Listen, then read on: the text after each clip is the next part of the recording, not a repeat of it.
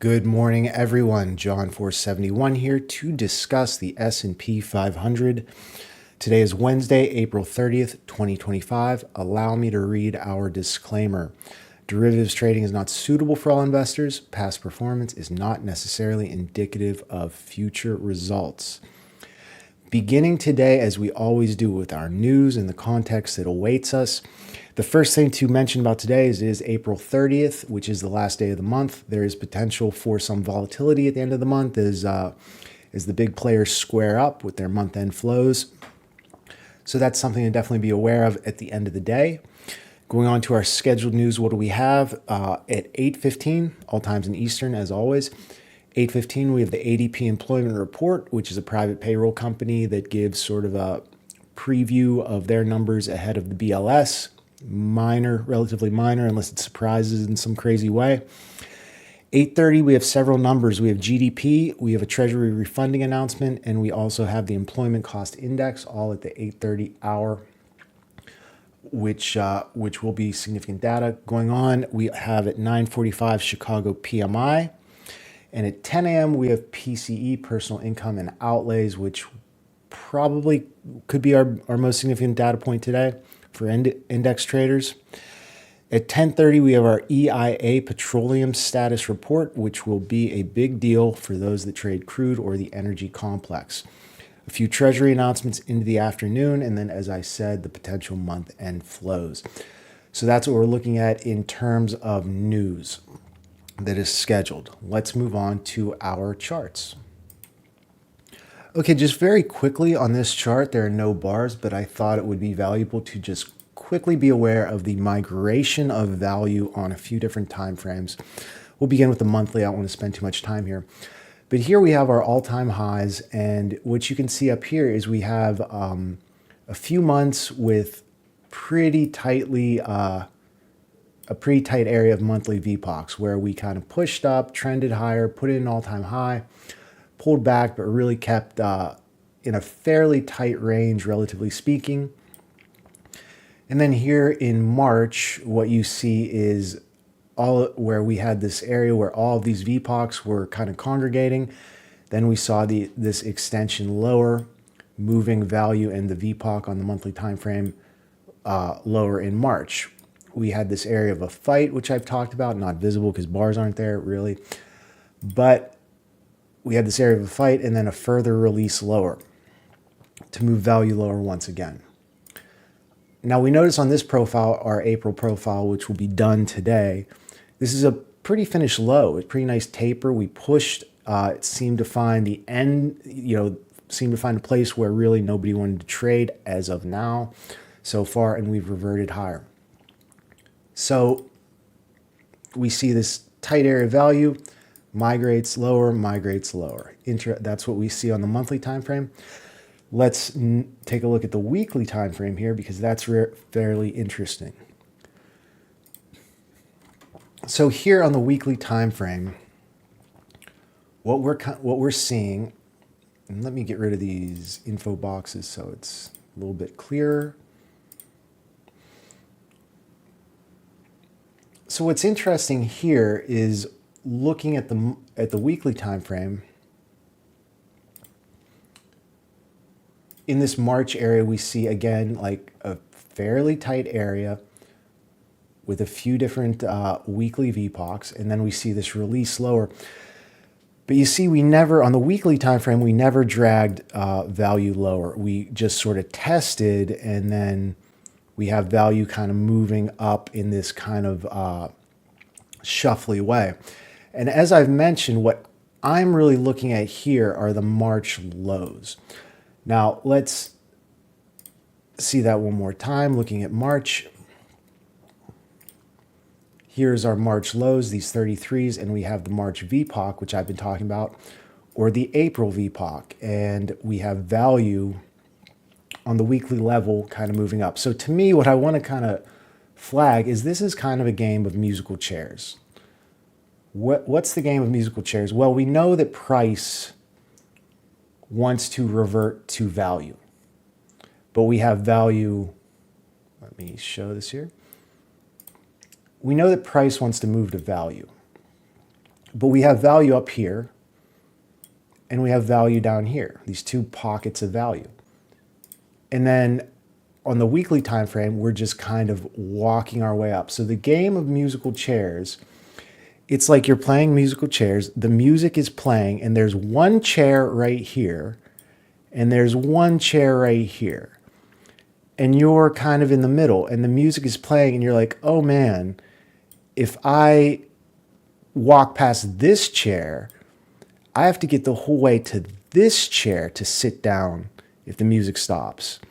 So really every long is just kind of saying, oh, I hope the music keeps playing long enough to get to, boom, this chair, which is our March VPOC of 5671. What's the music I'm talking about? In my opinion, it's news. As long as the good news music keeps playing, then it seems like we're going to dance our way to the March VPOC. But if the good news music stops playing, we may see a reversion to the other chair, which is our developing April VPOC. And that is the game of musical chairs that I think we're kind of playing right now. Let's go to our daily chart. Actually, I can leave this chart for one more second just so it can be more intuitive of where we're going to. Here are our weekly profiles and adding the candles in here. What we're going to zoom into next is going to be obviously this week and really last week into this week and this trend that we've established. So that's the area we'll zoom in on to prepare for the day.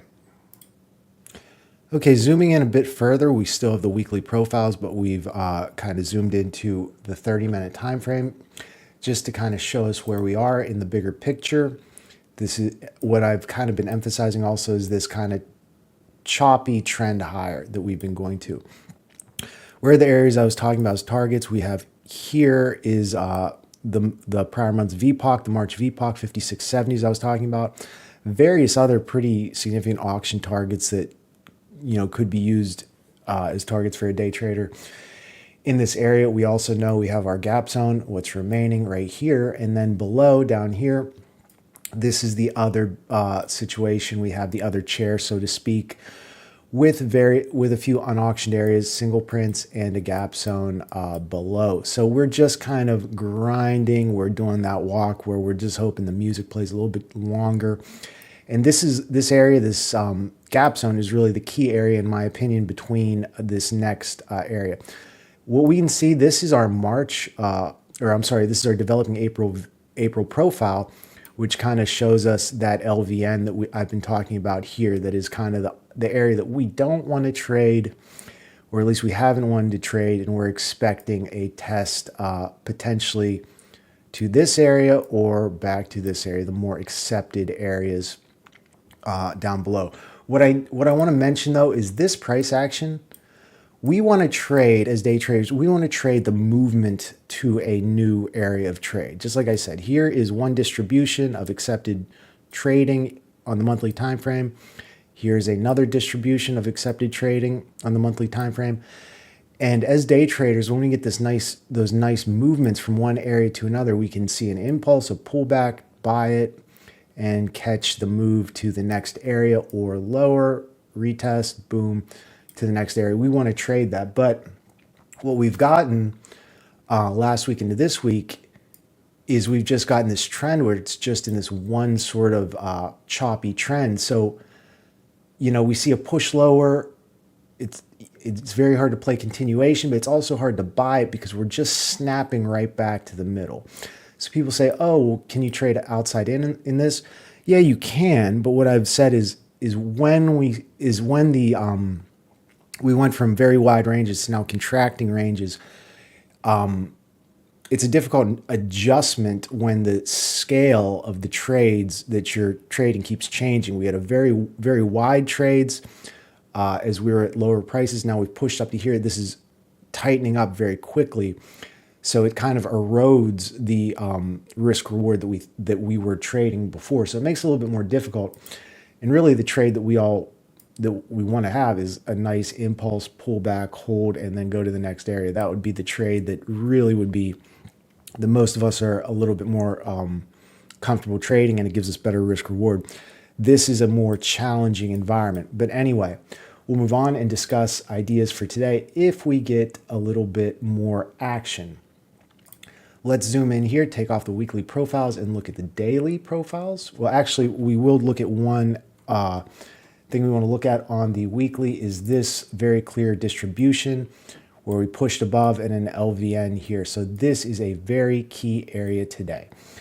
It is reiterated on the daily profile. Let's take a look at that. Move to that.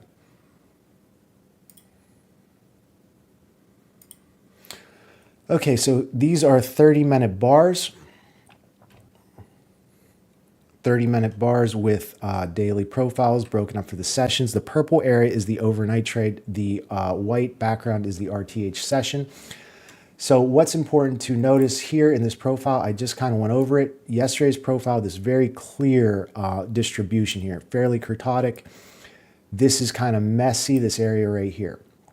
Also worth noticing, we've been one time framing higher for several days now, meaning that we continually hold above the prior day's low.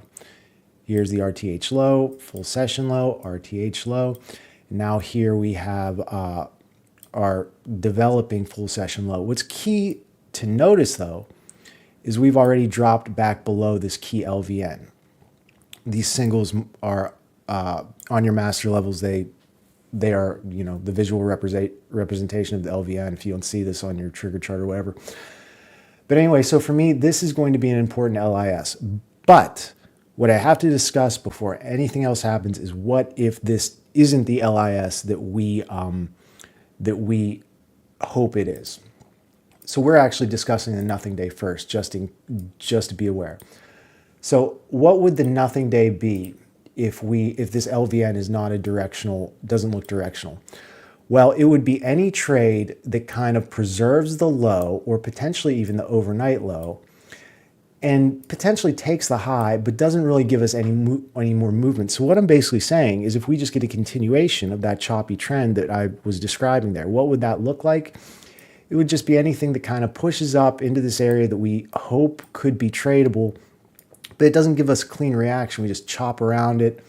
I would still, because the bull bias is strong, I would still be open to a take of the high just to relieve that pressure, but maybe instead of continuing, we take the high, just fall back, and then just chop around in this area. So basically, any kind of a chop around that kind of holds the Globex low or even tests it and then pushes higher, but doesn't really move too much, we could have a lot of in-range chop that just kind of barely takes the high, doesn't get to the low, and it's just another day of what we've seen. Take the high, but not really go anywhere. Maybe test the Globex low, but just chop around in range. Be aware that this could easily happen and be fairly frustrating. So just be aware of that. Okay, let's go on to potentially trading ideas that could be a little cleaner. And for me, most of those would be predicated around this area giving us something to trade. We'll start with bullish ideas because, well, for no real reason except that we've seen we've been bullish, we've been trending higher on the daily time frame.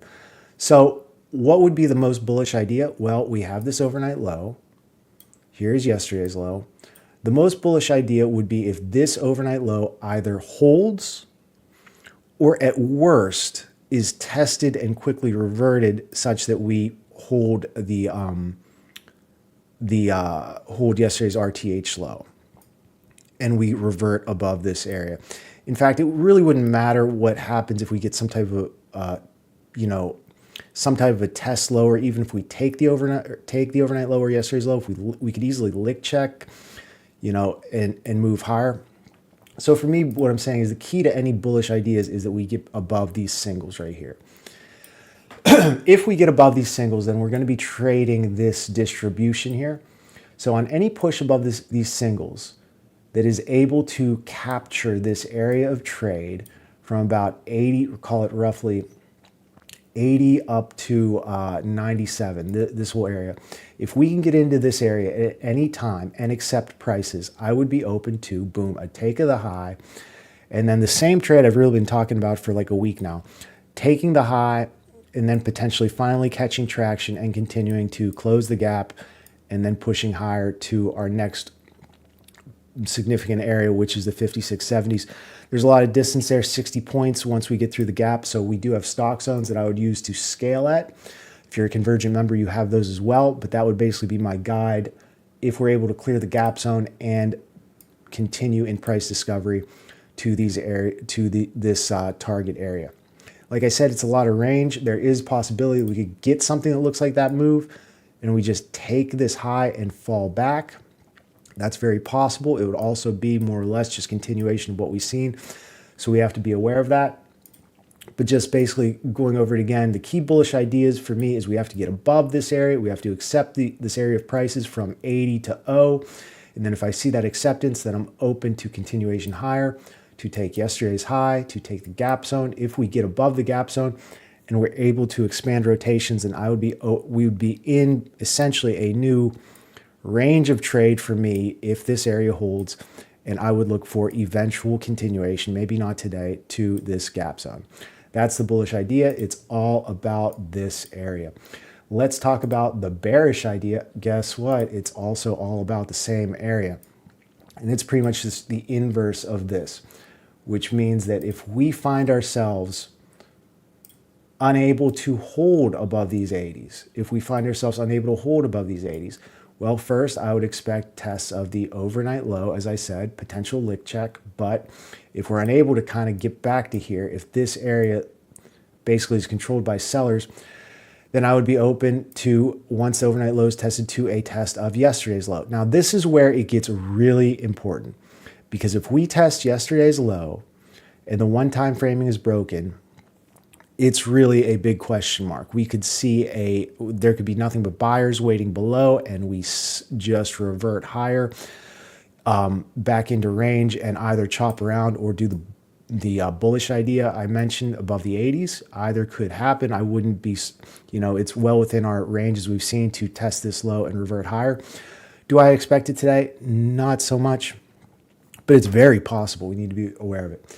Now, what's the other and more interesting possibility? That would be if we lose yesterday's low, thus breaking the one time framing, but instead of lick checking and just reverting, we actually uncork something and we start to see some selling happen and extension. If we break yesterday's low and get some extension, that would be the most interesting trade. The one thing I'll say though is just we do have to be aware that a lot of these dips could get bought, so we have to be aware of where our targets would be. For me, if we break yesterday's low, I will be using our stock zones primarily to target. Let's throw those up there.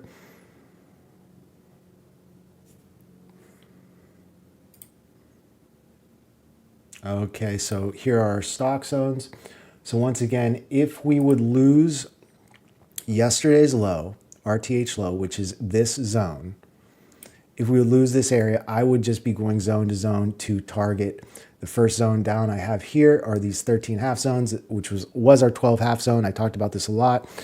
And I would consider this sort of a minor area, and Century would be the first key target for me on a break below yesterday's low. That is losing yesterday's low and not lick checking. I would look to scale at this 12 half zone, and I would be targeting the Century zone. If once hitting the Century zone, we're still making progress lower, I would be looking for the 80s and the key target on a runner, and pretty much the big target on a significant move lower would be these 424 singles at 54.50. This would be the big target if we actually got a significant reversion lower. I would expect support if we hit this on the first test. If we don't get support, it would significantly change the environment for me.